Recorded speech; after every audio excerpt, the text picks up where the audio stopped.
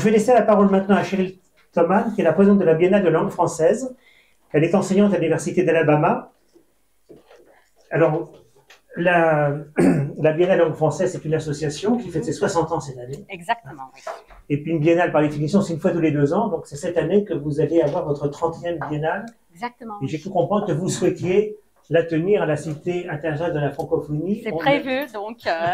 On ne peut. Alors, du 9 au 11 octobre. On ne peut que le souhaiter. Alors, vos propos rebondissent sur le propos de M. Krabal, puisque vous allez intervenir sur la francophonie au-delà de l'espace francophone, c'est tout à fait ce que vous disiez, dans un cadre mondial institutionnel. Donc, je vous laisse la parole. D'accord, merci. Merci Patrice, merci Joël. Bonjour à toutes et à tous. Merci aux intervenants pour leurs commentaires et leur communication très intéressante. Alors, moi, je vais ajouter à ces idées déjà présentées. Donc, on a beaucoup parlé de l'OIF aujourd'hui, donc je vais citer quelques statistiques qui sont intéressantes pour notre conversation ici. Donc, parmi tous les pays au monde, donc l'OIF compte 54 membres, 7 membres associés et 27 pays observateurs. Mais qu'est-ce qui motive certains, ceux et celles qui vivent dans les pays hors de ce réseau, à choisir la langue française? Donc, si vous êtes, par exemple, un jeune Jordanien ou une Australienne ou une Chilienne, quels sont les atouts de la langue française pour ces personnes?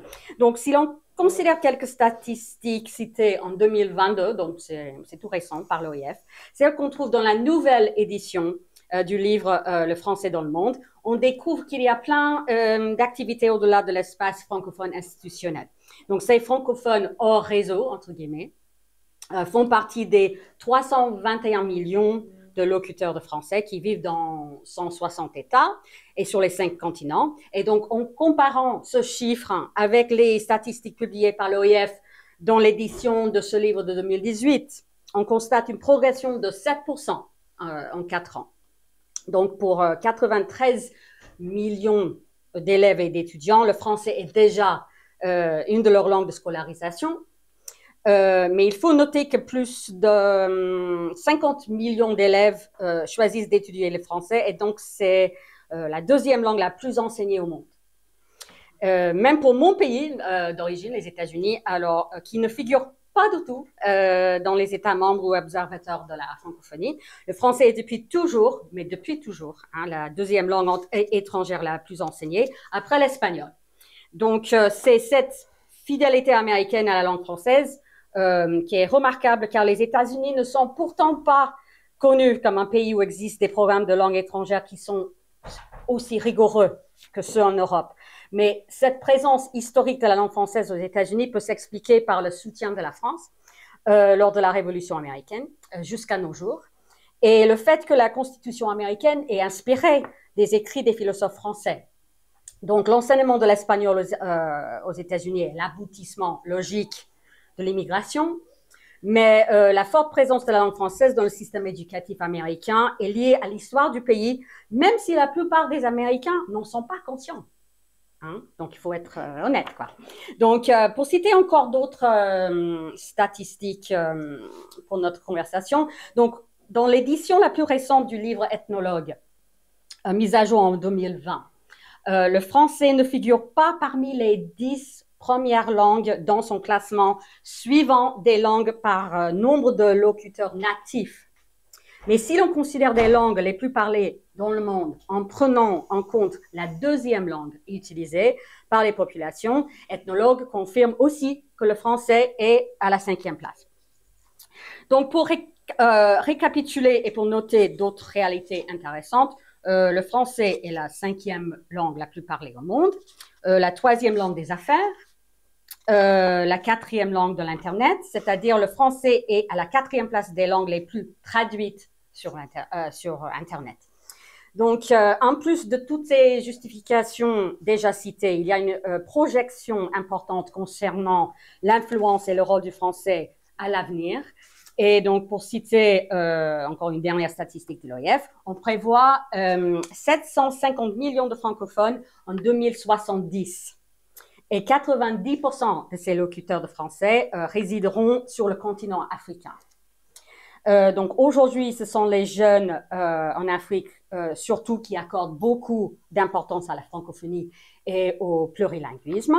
Et la plupart des francophones en Afrique ont entre 15 et 30 ans. Donc déjà en 2023, on constate que 72% des francophones vivent en Afrique. Et ce pourcentage correspond aux locuteurs quotidiens de français. Donc, il y a encore d'autres francophones, hein, mais ils ne parlent pas tous les jours en français. Donc, on entend citer un tel chiffre, on pense tout de suite aux pays traditionnellement francophones, mais il ne faut pas ignorer les initiatives importantes dans les pays historiquement non francophones en Afrique, le Nigeria, par exemple. Donc, d'abord, le français est obligatoire dans le système éducatif au Nigeria. Et le gouvernement œuvre pour que l'anglais ne soit pas la seule langue du travail, ce qui est logique car les pays voisins du Nigeria sont tous francophones. Donc, on ne compte pas pourtant le Nigeria parmi les pays membres de l'OIF, mais quand même, on constate l'existence du village français du Nigeria. Si vous ne connaissez pas, c'est le village français du Nigeria, il faut googler parce que c'est vraiment fascinant. Donc, c'est la seule institution de langue française en son genre, dans un environnement non francophone. Ce village français est un centre interuniversitaire d'études françaises fondé en 1991, qui offre une expérience d'immersion linguistique à un très haut niveau, ce qui permet aux étudiants qui n'auraient pas eu les moyens de passer du temps en France d'atteindre quand même un niveau élevé en compétences en français. Donc, à l'Université d'Alabama, où moi j'enseigne, par exemple, nous avons actuellement 25 places pour des doctorants en français chaque année. Et on les remplit. Hein, mais 2/3 de nos doctorants sont du Nigeria. Et ils sont tous passés par le village français. Et c'est comme ça que moi, j'ai découvert le franc. C'est comme je me concentre sur l'Afrique francophone et je ne connais pas trop ce qui se passe au Nigeria. C'était mes étudiants du Nigeria qui m'ont appris alors, des activités au village français au Nigeria.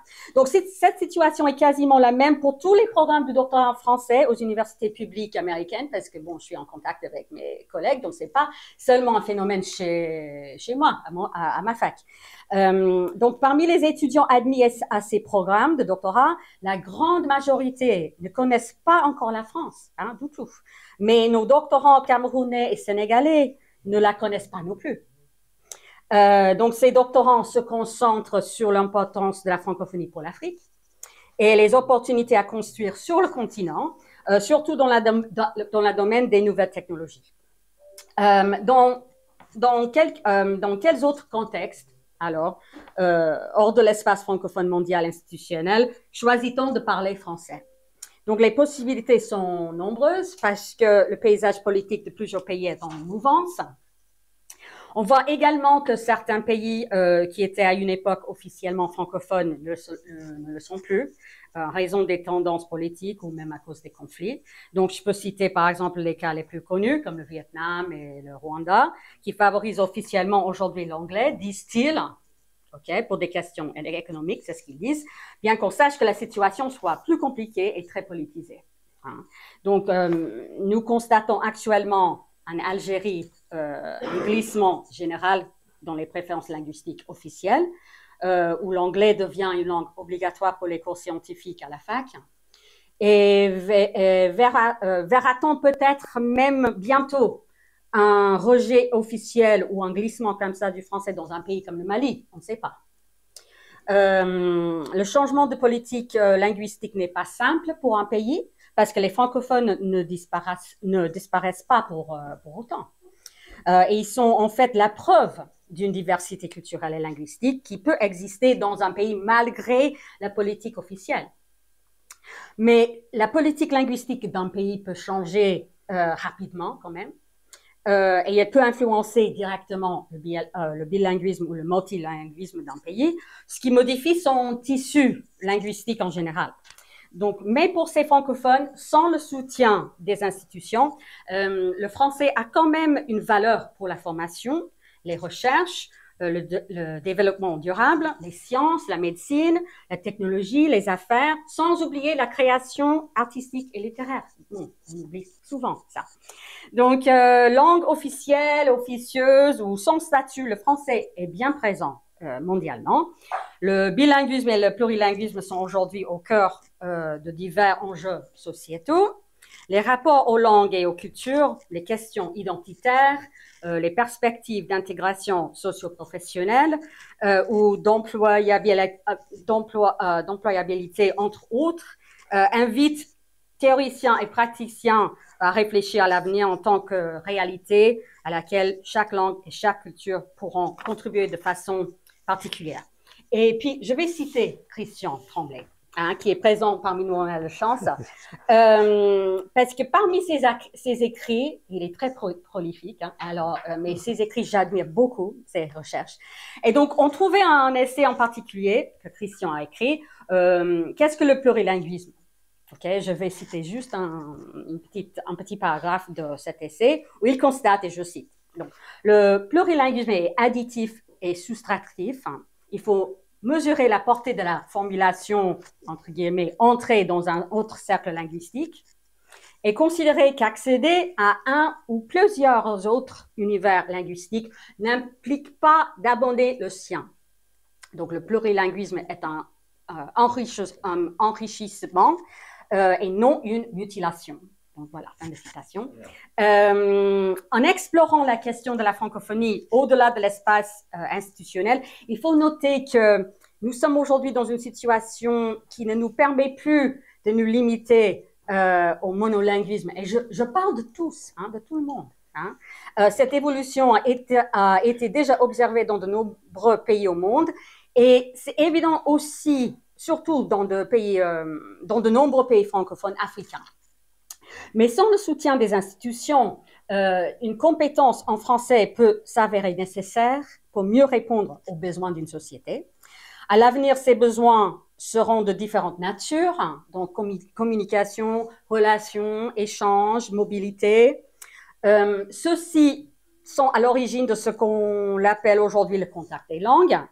Et donc, dans certains pays, le français n'est peut-être pas toujours la langue parlée à la maison.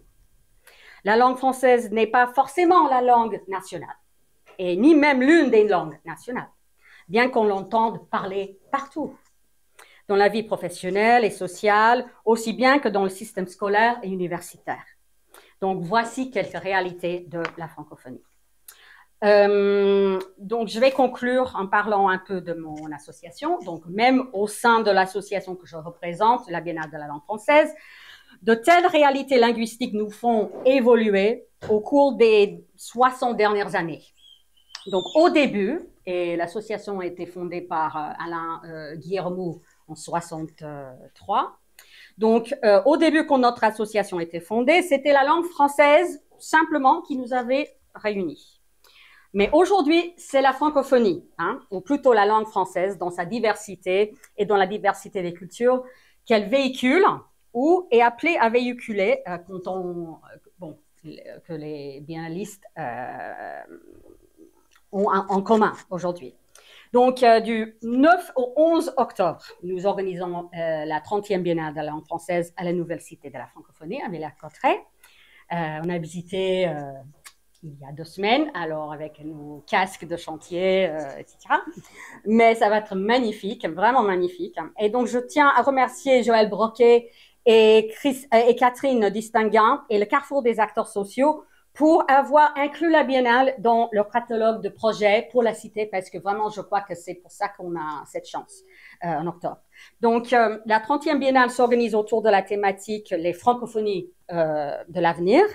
Et on se concentre surtout sur le développement des technologies du langage qui nous aident à briser les barrières linguistiques et à préserver et valoriser le multilinguisme et le multiculturalisme, et où le français joue un rôle essentiel.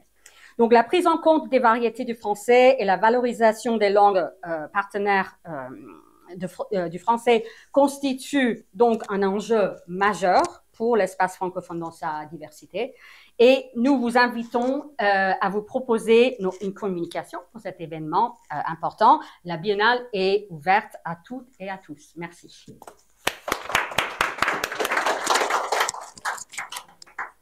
Merci beaucoup, Cheryl, pour cette intervention. C'est vrai que dans le fond, une langue, elle ne nous appartient pas, en particulier, elle n'appartient plus, et si tant est que c'était déjà le cas autrefois, elle n'appartient plus à la France, effectivement, c'est une langue mondiale. Et son expansion, effectivement, est un peu un mystère aussi, dans le fond. Parce que c'est pas une langue d'immigration aujourd'hui, comme souligné par l'espagnol, par exemple, aux États-Unis. Et le français conserve encore quand même une importance qui dépasse, en fait, je dirais, les réseaux. Je donne un petit exemple qui m'a étonné la semaine dernière. J'étais à Dubaï et je rejoignais Amman.